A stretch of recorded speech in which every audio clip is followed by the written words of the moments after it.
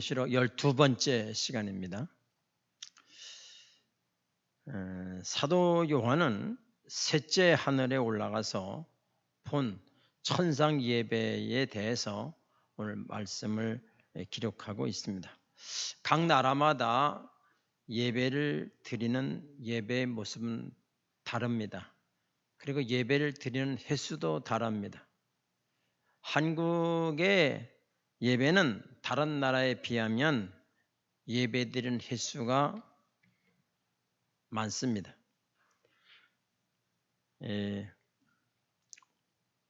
우리가 예배를 드리지만은 예배의 완성은 하나님이 그 예배를 받으실 때에 비로소 완성이 되는 것입니다.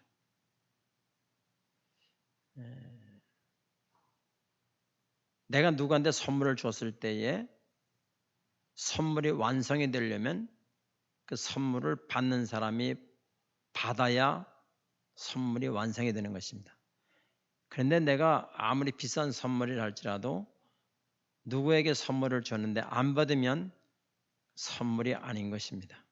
받아야 선물의 완결판이 되는 것입니다.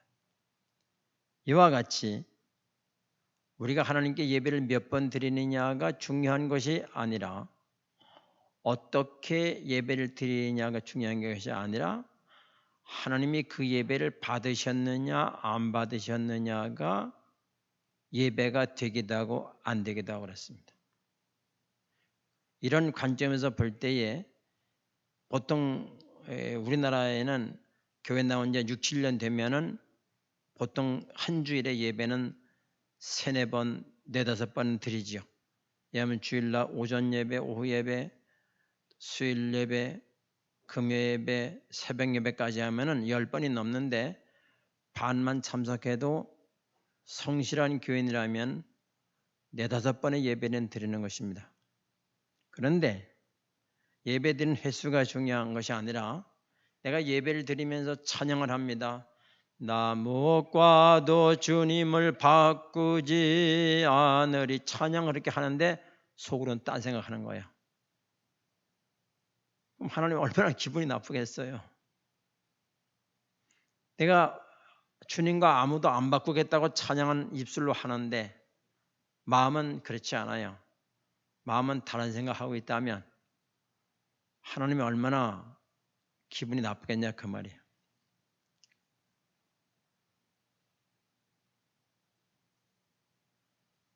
우리가 전화를 할 때도 전화할 때 전화 받는 내용을 보면 이 사람이 다른 일을 하면서 전화를 받는지 전화의 내용에 집중하면서 전화를 하는지를 알잖아요.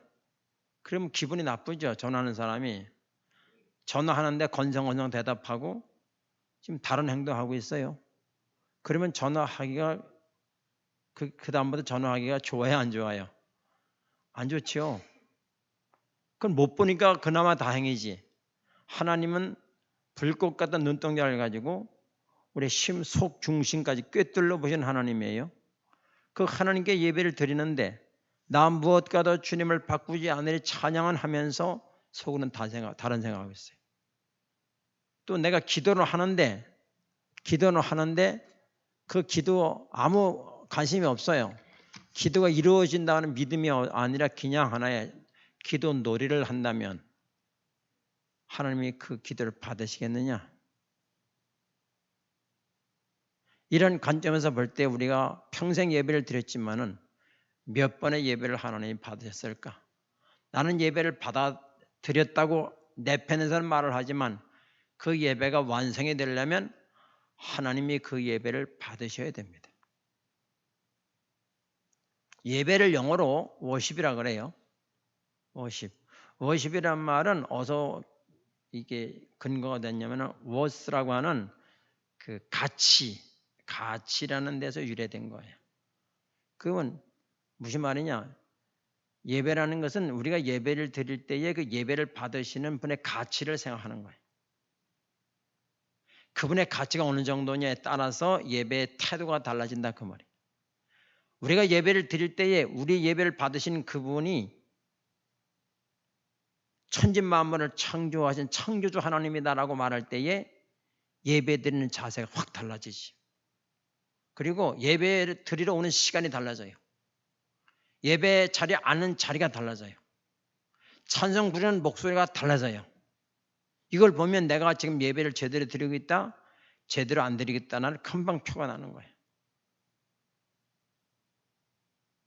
뭐 외국에는 콘서트 하나가 뭐 150만 원, 200만 원짜리 있다라더라고요.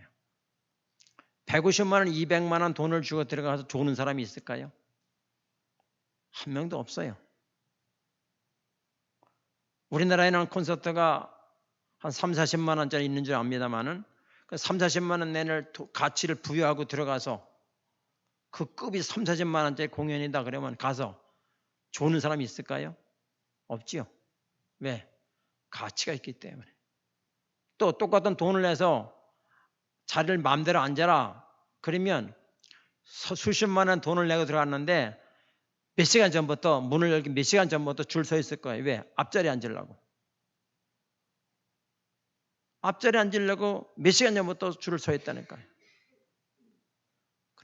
3, 40만 원짜리의 콘서트도 그렇다면 우리가 드리는 예배는 천지 창조하시고 요한계시록에 나와 있는 것처럼 어마어마한 영광 가운데 거하시는 그분 앞에 예배를 드린다고 하는 것은 그분의 가치를 인정할 때에 예배 드리는 태도와 모습과 시간과 이런 것들이 확 달라지는 거예요. 그러나 우리가 예배를 드릴 때에 하나님 생각을 안 하고 예배 드릴 수도 있어요. 늘 예배 드리는 거니까 이거는 예배 놀이를 하는 것이지 예배를 드리는 것은 아닙니다. 내가 그분 앞에 얼마나 겸손해야 되며 그분의 말씀을 어떤 마음으로 받아야 되며 이것이 되지 않으면 하나님 예배를 안 받으신다 그 말이에요. 그러므로 우리는 예배 드릴 때에 우리의 예배를 받으시는 그분의 가치가 얼마 많은 분이냐 그것을 먼저 생각을 하고 가령 예를 들어서 여러분들이 예쁜 옷을 입고 온다고 합시다. 그 예쁜 옷을 입을 때에 사람에게 보이려고 입고 왔겠지요. 그러나 물론 하나님은 속 중심을 보십니다. 그러나 내가 하나님 앞에 예쁜 모습을 보이려고 하는 옷을 입었다면 대단한 가치를 부여한 분이지만 그렇지 않고 그냥 사람에게 잘 보이기 위해서 이 옷을 입고 왔다면 그거는 하나님과 관계가 없다는 얘기예요. 우리는 모든 면에 있어서 이 땅에서 많은 예배를 드리는데 그 예배를 드리는 태도를 볼 때에 과연 내 예배가 얼만큼 하나님께 상달되는 예배를 드렸느냐. 오늘 사도 요한은 셋째 하늘에 올라가서 천상의 예배를 지금 보고 있는 것입니다. 오늘 저는 설교를 크게 두 내용으로 말씀을 드리려고 합니다. 하나는 예배를 받으시는 하나님의 모습과 그 주변의 모습을 말씀을 드리고 나서 그리고 그 주변에 있는 천사들이나 24 장로들이 예배를 받으시는 하나님 앞에 어떻게 고백하고 찬양하는가를 말씀을 드리려고 합니다. 사도 요한이 하나님의 성령의 감동으로 하나님의 계신 곳으로 올라갑니다. 하나님의 나팔소리, 큰 나팔소리를 들으면서 이리로 올라오라. 그런 소리를 듣고 이제 사도 요한이 하늘로 올라가게 됩니다. 어떤 분들은 이것을 비유다, 상상이다라고 설명을 하지만 아니요. 엘리사도 산채로 올라갔거든요. 예수님도 변화산에서 순식간에 변화가 됐거든요. 저는 이것을 상상으로 보지 않습니다. 이것은 실제로 사도 요한이 얼마든지 호련히 변화해요. 이것은 휴거를 보여주는 문제이기 때문에 호련히 순식간에 올라갈 수 있는 것입니다. 사도 요한이 셋째 하늘에 올라가서 하나님의 보좌를 보게 됩니다. 그리고 그 보좌에 앉으신 하나님을 보게 됩니다. 앉으신 모양은 벼국 같고 홍보석 같다라고 말했습니다. 물론 홍보석이나 벼국은 아니지요. 최고의 아름다움으로 묘사하려니까 홍옥 같고 홍보석 같다는 표현을 한 것입니다. 그리고 무지개 같은 것이 보좌에 들려 있었다. 평풍같이 이렇게 우리가 평풍 조금 평풍이지만 그 보좌는 어마어마하게 넓기 때문에 그 상상을 못하겠죠. 아이간에 무지개가 보좌에 들려 있었는데 무지개의 모양은 녹보석 같더라. 같더라. 이것은 비유입니다. 최고의 아름다운 것으로 표현을 하자고 하니까 이렇게 같더라는 얘기를 했죠. 예. 그리고 그 보좌 둘레에는 24장로들이 흰옷을 입고 24보좌가 있고 24보좌에 앉은 24장로들이 있고 흰옷을 입고 있었더라. 그리고 머리에는 금관을 썼더라. 이렇게 되어 있습니다. 오늘 6절에 보니까 그 보좌 앞에는 수정 같은 유리바다가 있고, 자, 보좌 앞에는 뭐가 있다고? 유리바다가 있다. 표현을 그렇게 했다고 말이에요. 유리바다가 있고 투명한 유리바다. 그리고 보좌 가운데와 보좌 주위에는 네 생물이 있었다. 근데 그 생물들 앞뒤에는 모든 눈들이 가득했다. 요한은 이렇게 기록하고 있습니다. 첫째 생물은 사자 같고 동물의 왕인 사자 같고, 둘째 생물은 송아지 같고, 셋째 생물은 만물의 영장인 사람 같고, 넷째 동물은 공중의 왕인 독수리 같더라. 이런 모습을 본 거예요.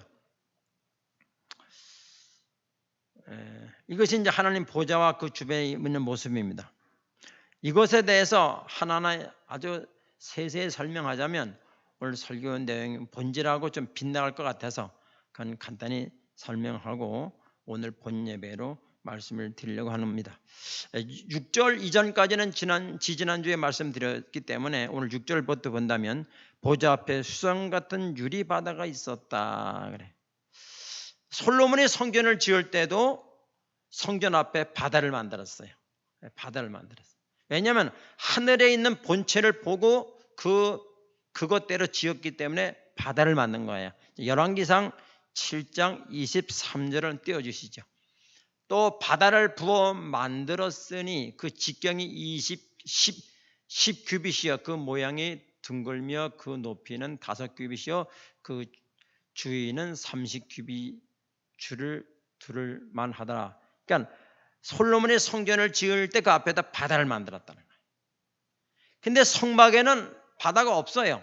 성전에는 고정됐기 때문에 바다가 이렇게 그렇게 해놨는데 성막에는 바다가 없는데 바다 대신 뭐가 있죠? 물두멍이 있어요. 물두멍은 바다와 역할을 하는 거죠. 그래서 성막에는 물두멍이 있었다. 히브리서 9장 9절에 봐도 성소에 대해서 쭉 얘기를 한 다음에 이 장막은 현재까지의 비유다, 모형이다 이렇게 말했어요. 그리고 히브리서 9장 5절에 봐도 영광의 그룹들이 있었다.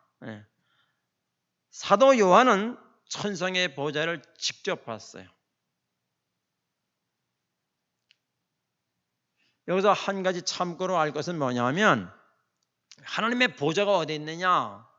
물론 하나님은 온 우주 안에 충만하셔요. 충만하십니다. 공기가 온 우주 안에 꽉 차 있는 것처럼 이 지구 안에 꽉 차 있는 것처럼 하나님 온 우주 안에 충만하신데 그러면서도 한 군데 계신다는 하나님 계시다는 곳을 설명해 놨어요. 성경에. 북쪽이라고 말하고 있습니다. 자, 시편 48편 1절로 2절을 보겠습니다. 여호와는 위대하시니 우리 하나님의 성 거룩한 산에서 극진히 찬양을 받으시리로다. 터가 높고 아름다워 온 세계가 즐거워하며 큰 왕의 성 곧 북방에 있는 시온산이 그러하도다. 하나님을 설명할 때는 북쪽이라고 대다수 설명을 했어요. 북쪽으로.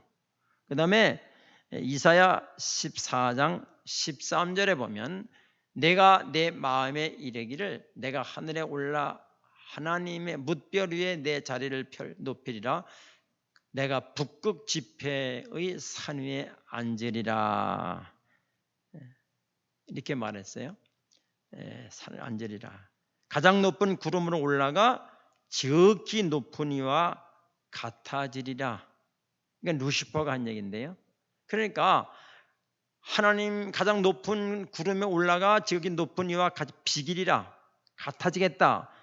천사가 하나님과 같아진다는 거예요. 이 사탄이 하나님과 같아진다는 거예요.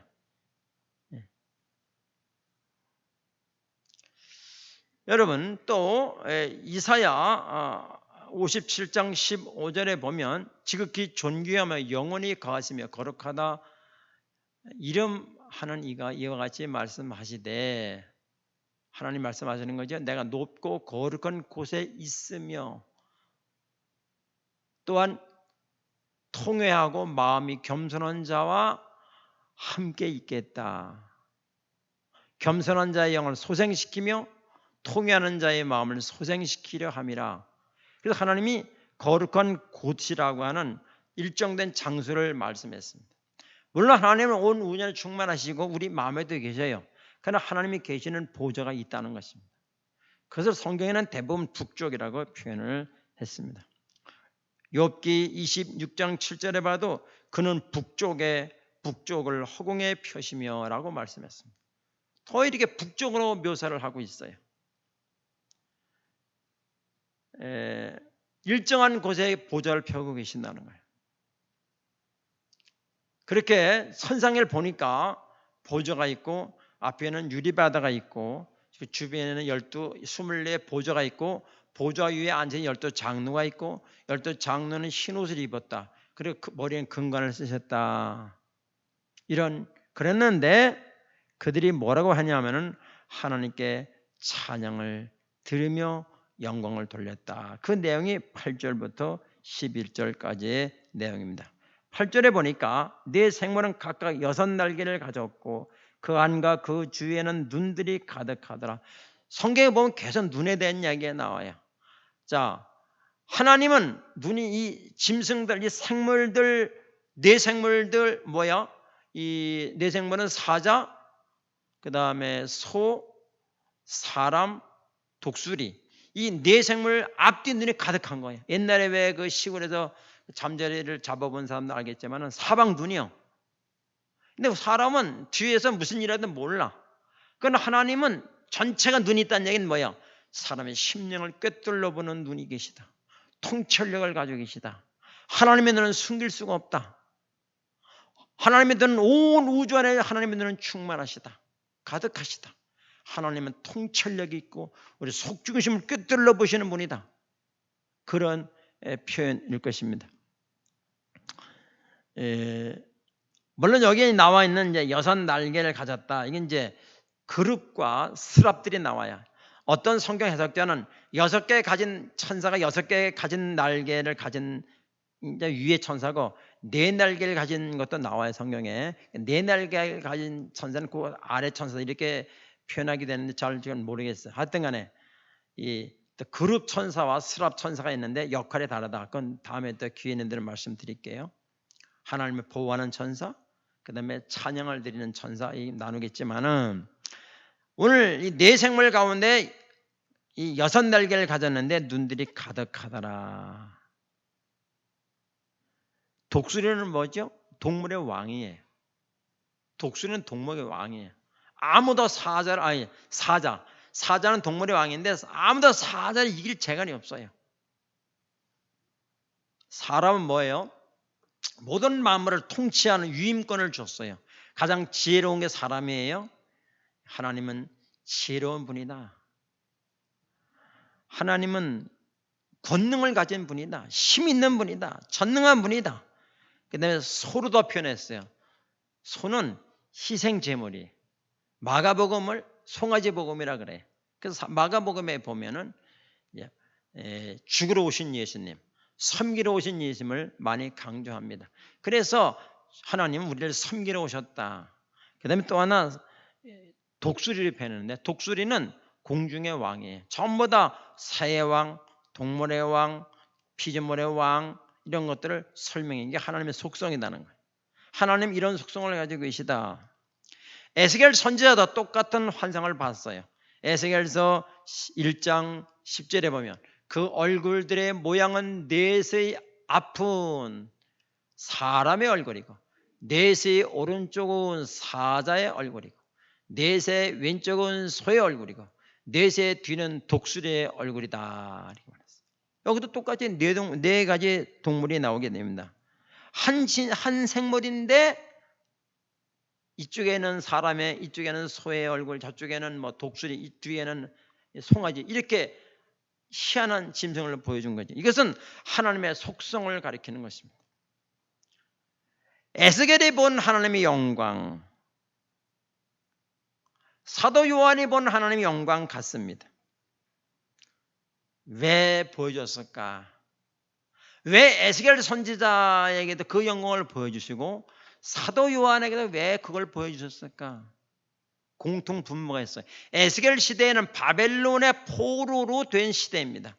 그래서 포로로 된 노예 생활을 하던, 포로로 됐을 때의 상황이고, 낙심하고 좌절하는 그들의 현실은 낙심하고 좌절할 수밖에 없는 현실 속에서 하나님 에스겔을 통해서 하나님의 영광을 보여준 것이. 낙심하지 말아라. 그리고 사도 요한도 마찬가지죠.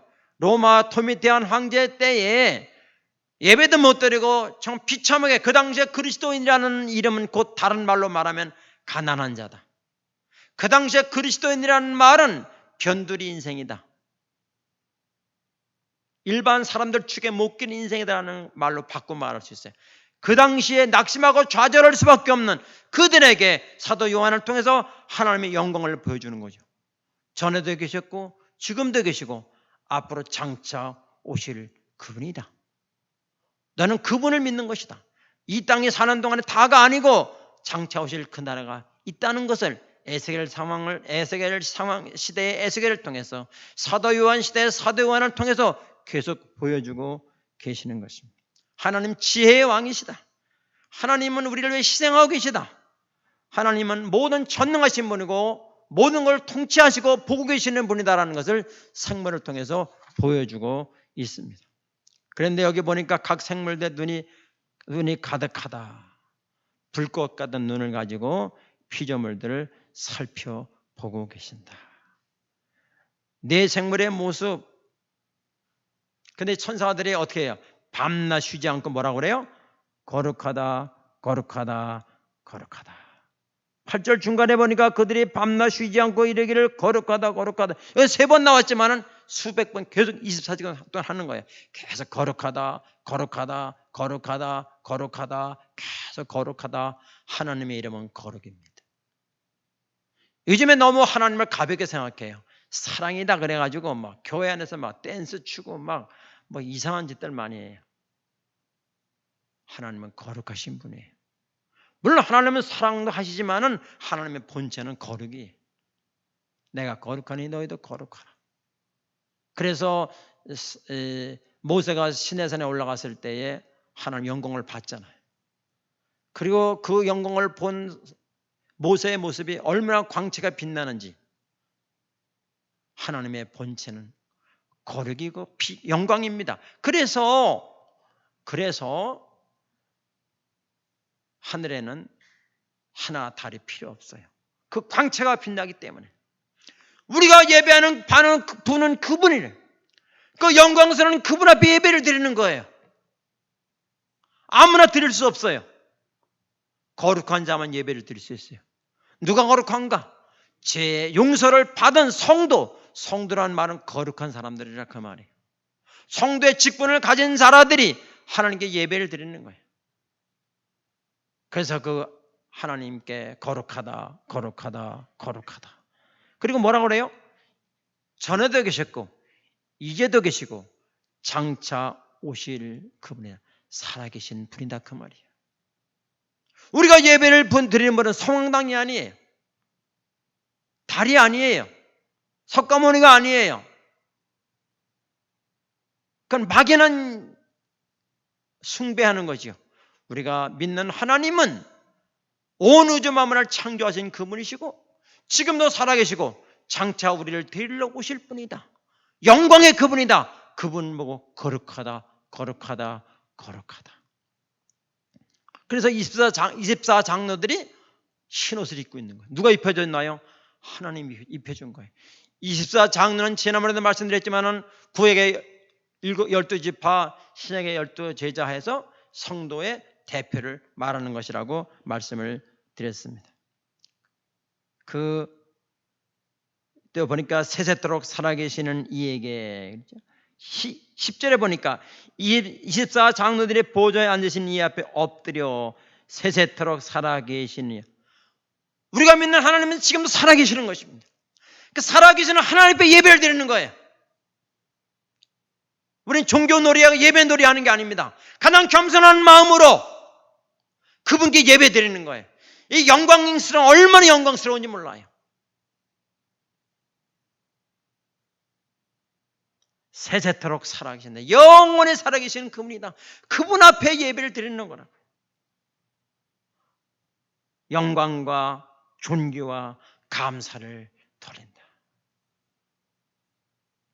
그리고 뭐라 그랬죠? 그래서 24 장로들이 그렇게 고백할 때 뭐라 그랬죠? 엎드렸다 그래서.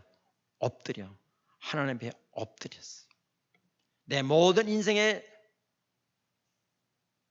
주권을 주님께 올려드려옵니다. 왜요? 주님은 주님의 뜻대로 지었고 주님의 뜻대로 지금은 통치하시기 때문에 나는 모든 삶의 주권을 주님께 드립니다. 무릎을 꿇은 거예요. 우리는 예배 드릴 때에 이런 무릎에 꿇는 이런 마음을 가지고, 지금 의자에 앉았지만 그런 마음을 가지고 예배를 드려야 된다 그 말이에요. 영광과 존귀와 권능을 받으시는 것이 합당합니다. 11절에 우리 주 하나님이여 영광과 존귀와 권능을 받으시는 것이 합당합니다. 왜요? 주께서 만물을 지으셨으면 나는 주님께로도 지음을 받은 자이므로 내가 하나님께 영광을 돌리는 것이, 내가 지금까지 살아온 것이 주님께서 나를 먹여주시 입혀주신 것 때문에 난 주님께 영광을 돌리는 것이 합당합니다. 합당합니다. 만물이 주의 뜻대로 있었고 또 지으심을 받았습니다. 그럼 우리는 하나님께 예배드린다고 하는 것은 뭐를 주시옵소서가 아니라 주님께 영광을 돌리러 나오는 것입니다. 주님께 영광을 돌리는 것이 예배예요. 그럼 하나님은 보답으로 우리에게 응답도 주시고 복도 주시는 것입니다. 예배의 본질은 내가 뭘 얻으러 나온 것이 아니라 하나님께 일주일 동안 인도하심을 감사합니다 라고 영광을 돌리는 것이죠. 하나님이 내 모든 오장육부, 내 모든 건강을 지켜주시고 내 마음을 지켜주시고 나를 구원해 주시고 감사합니다, 영광을 돌리는 것이에요. 그것이 예배다.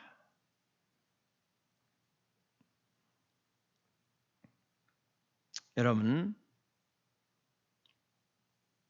하나님은 지금 하나님이 그런 형상을 보여주시면서 그 사회 속에서 가장 변두리 인생으로 살아가고 못 사는 사람으로 살아가고 핍박을 받으면서 살아가는 우리들에게 독수리 같은 모습을 보여주는 거예요. 난 독수리 같은 존재다. 사자와 같은 존재다. 물론 표현을 하자면 그렇죠. 하나님 그 정도는 안 되겠지. 비유하는 것 자체가 부끄러운 거지만 그래도 공중의 왕, 동물의 왕, 모든 피조물의 왕, 하나님 최고의 뿐이다라는 거예요. 그분 앞에 최고의 영광스러움으로 예배를 드려야 된다. 예배 찬양도 가장 아름다운 모습으로 찬양을 드려야 된다. 예배는 우리의 최고의 가치를 드리는 것입니다. 예배를 받으시는 분의 가치에 걸맞게 우리는 가치를 드리며 예배를 드려야 된다. 예수 그리스도의 피로 거룩해지지 않은 자는 하나님 보좌 앞에 나갈 수 없습니다. 오늘 방송에 보니까 추석 때보다 더 연휴 교통량이 많다고 그러더라고요. 오늘 놀러 안 가고 교회 나온 거 정말로 여러분 하나님이 얼마나 기쁘게 보실까. 웬만한 사람 다 놀러 가요. 이해는 갑니다만은 그래도 주일날 예배는 나와야 된다. 집에서 예배 드리는 거는요. 지난번에 여기 평촌에 있는 열린교회 목사님 예배하다 말고 중간에 예배를 중단하고, 그분이 원래 그런 분이 아니거든요. 열린교회 목사님이 예배 중단하고 10분인가 15분 정도 야단을 쳤대요. 집에서 핸드폰 가지고 예배 드리는 게 예배냐? 예배 드릴 때 전화 받으니까 다 받고 택배 오면 다 받고 복장도 제대로 하니까 누가 소파에 앉아가지고 다리 꼬고 앉아가지고 무시는 예배 영상 예배 드리려도 교회까지 와서 교회 마당에서 예배 드리라.